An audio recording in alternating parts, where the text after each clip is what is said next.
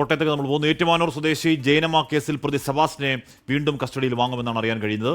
സബാസിന്റെ വീട്ടിൽ നടത്തിയ പരിശോധനയിൽ കണ്ടെത്തിയ രക്തക്കറ ജൈനമ്മയുടേതാണ് എന്ന് വ്യക്തമായ സാഹചര്യത്തിലാണ് തീരുമാനം. ടോബി ജോൺസൺ ആണ് വിശദാംശങ്ങളുമായി കോട്ടയത്ത് നിന്ന് ചേരുന്നത്. ടോബിയെ, ഗുഡ് മോർണിംഗ്. ഈ സബാസ്റ്റിനെ വീണ്ടും കസ്റ്റഡിയിൽ വാങ്ങുകയാണ്. അപ്പോൾ ഇയാൾക്കെതിരായ വ്യക്തമായ തെളിവുകൾ ഉണ്ടെന്നാണോ മനസ്സിലാക്കേണ്ടത്?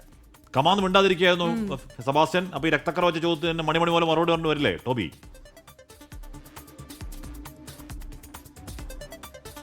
ഹാഷ്മി കൃഷ്ണന, ഗുഡ് മോർണിംഗ്. എന്തായാലും അതുതന്നെയാണ് പോലീസും ഉദ്ദേശിക്കുന്നത്. അതായത് ഇത്തരത്തിലുള്ള ശാസ്ത്രീയ തെളിവുകൾ മുന്നിൽ വെച്ച് ചോദ്യം ചെയ്താൽ കൂടുതൽ കാര്യങ്ങൾ പുറത്തേക്ക് സെബാസ്റ്റ്യൻ പറയുമെന്നുള്ളൊരു പ്രതീക്ഷയാണ് അന്വേഷണ സംഘത്തിനുള്ളത്.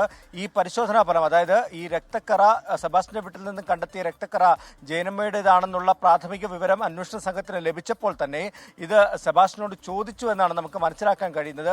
പക്ഷേ അപ്പോൾ അത് പൂർണ്ണമായിട്ടും നിഷേധിക്കുകയായിരുന്നു. എന്തായാലും ഈ റിപ്പോർട്ടുകളെല്ലാം ഉടൻ തന്നെ അന്വേഷണ സംഘത്തിന്റെ കയ്യിലേക്ക് എത്തും. ഫോറൻസിക് പരിശോധനാ ഫലം, അതോടൊപ്പം തന്നെ DNA പരിശോധനാ ഫലം, ഇതെല്ലാം ഈ ആഴ്ചയ്ക്കുള്ളിൽ തന്നെ ലഭിക്കുമെന്നുള്ളൊരു പ്രതീക്ഷയിലാണ് അന്വേഷണ സംഘമുള്ളത്. അതുകൊണ്ട് തന്നെ സെബാസ്റ്റ്യനെ കസ്റ്റഡിയിൽ വാങ്ങി വിശദമായിട്ടുള്ള ശാസ്ത്രീയമായിട്ടുള്ള ചോദ്യം ചെയ്യൽ തന്നെ നടത്താനാണ് അന്വേഷണ സംഘം ആലോചിക്കുന്നത്.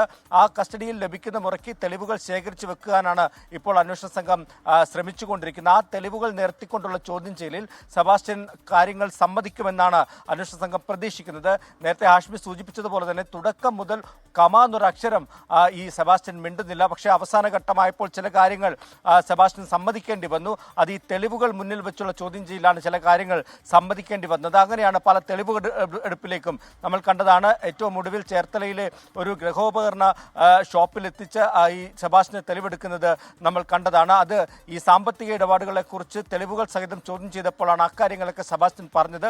അതുപോലെ തന്നെ ഈ DNA പരിശോധനാ ഫലം, ഒപ്പം തന്നെ ഈ രക്തസാമ്പിളുകൾ പരിശോധിച്ചതിന്റെ റിസൾട്ടുകൾ, ഇതെല്ലാം കൂടി മുന്നിൽ വെച്ച് ചോദ്യം ചെയ്താൽ കൂടുതൽ കാര്യങ്ങൾ വ്യക്തമാകുമെന്നുള്ള ഒരു ആത്മവിശ്വാസത്തിൽ തന്നെയാണ് അന്വേഷണ സംഘമുള്ളത്. ജൈനമ്മയെ കൊലപ്പെടുത്തിയതാണെന്നുള്ള നിഗമനത്തിലേക്ക് എന്തായാലും അന്വേഷണ സംഘം എത്തിയിട്ടുണ്ട്. അത് എങ്ങനെ, എപ്പോൾ, അത് എന്നുള്ള കാര്യങ്ങളാണ് ഇനി അന്വേഷണ സംഘത്തിന് ചോദിച്ചറിയേണ്ടത്. അക്കാര്യങ്ങൾ ചോദിച്ചറിയാനായിരിക്കും കൂടുതൽ കസ്റ്റഡിയിൽ വാങ്ങാനുള്ള നീക്കം നടക്കുക. ഉടൻ തന്നെ ഏറ്റുമാനൂർ കോടതിയിൽ ഇത്തരത്തിലുള്ള അപേക്ഷ, ഈ ഒരു കസ്റ്റഡി അപേക്ഷ നൽകിയേക്കാനുള്ള സാധ്യതയാണ് നിലനിൽക്കുന്നത്. ഓക്കെ, ടോബി ജോൺസൺ ആണ് വാർത്തകൾ. നമ്മൾ നേരത്തെ പറഞ്ഞാണ് സെബാസ്റ്റ്യൻ ആകെ വാ തുറക്കുന്നത് രാവിലെ ഭക്ഷണം വേണം, ഉച്ചയ്ക്ക് ചോറ് വേണം, വൈകിട്ട് ചായ വേണം എന്ന് പറയാൻ വേണ്ടി മാത്രമായിരുന്നു. അല്ലാത്ത ചോദ്യങ്ങൾ ചിരിയായിരുന്നു. അപ്പോൾ ഈ ചിരി പയ്യെ പോലീസ് വായിക്കാൻ പോവാണ്. വളരെ വ്യക്തമായ കൃത്യമായ എവിഡന്റ് തെളിവ് അതിനകത്ത് ബാത്റൂമിലെ രക്തക്കറ രൂപത്തിൽ കിട്ടിയിട്ടുണ്ട്. ഇനി ചോറും ചായയും വേണ്ടി മാത്രം വാ തുറക്കാൻ പറ്റത്തില്ല.